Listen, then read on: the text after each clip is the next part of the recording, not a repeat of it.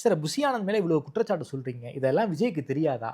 ஏன் புஷி ஆனந்த விஜய் பாதுகாக்கிறார்? Sir 100% Bussy ஆனந்துக்கு இந்த பண்ற தவறுகள் விஜய் அவர்களுக்கு தெரியும். ஏன்னா, விஜய் அவர்கள் கட்சிய பார்த்தீங்கன்னா, அவுட் சோர்சிங் புஷி ஆனந்த் கிட்ட குடுத்துட்டாரு. அவரு பார்த்தீங்கன்னா, ஹாயா அவர் வேலைய பார்த்துட்டு இருக்காரு. இப்ப கூட பார்த்தீங்கன்னா, அவருக்கு சினிமா வியாபாரம் தான் அவருக்கு பெருசா தெரிஞ்சது. கட்சிய பத்தியோ, தொண்டர்கள் சாவறத அவரு பத்தியோ மலேசியா போயிட்டாரு. ஆமா, அவரும் மலேசியா போயிட்டாரு. அது மட்டும் தான் சார் அவர்.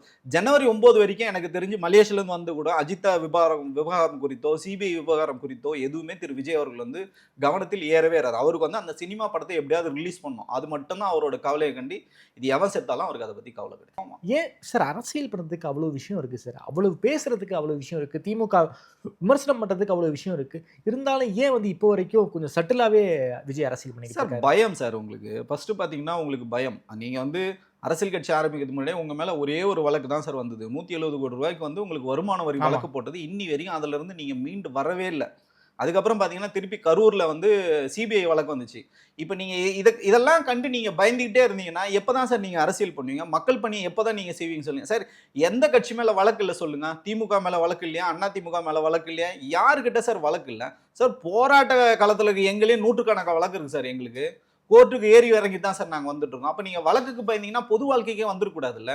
அப்போ இல்ல நீங்க ஒரு நேர்மையா இருக்கணும் சார். அதுக்கும் வழக்கறிஞர் அணி இருக்கு சார். அவங்க பார்த்துப்பாரு. உங்களுக்கு என்ன சார் பிரச்சனை? மக்கள் பிரச்சனைய நீங்க பேச வேண்டியது தானே. இன்னைக்கு இந்தியால எவ்வளவு பிரச்சனைகள் நடக்குது சார். தமிழகத்தை உங்களுக்கு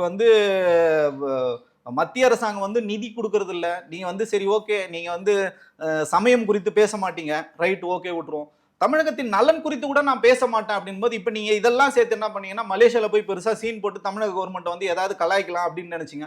அங்கேயும் உங்களுக்கு ஆப்படிச்சிட்டாங்க. அரசியல் எதுவுமே அரசியலே பேசக்கூடாதுன்னு பேசக்கூடாதுன்னு சொல்லிட்டு அதுங்க தமிழ்நாட்டிலே வச்சிருக்காங்க சார். இங்க தானே சார் உங்களோட பேஸ் எங்க சார் இருக்கு? தமிழ்நாடு தான். உங்களுக்கு யார் இங்க ஏதாவது தரமாட்டேன்னு சொல்றாங்களா? நேரு ஸ்டேடியம் கொடுக்க மாட்டாங்கன்னா நீங்க பண்ற அட்டூழியத்துக்கு நேரு ஸ்டேடியம் கொடுக்கல.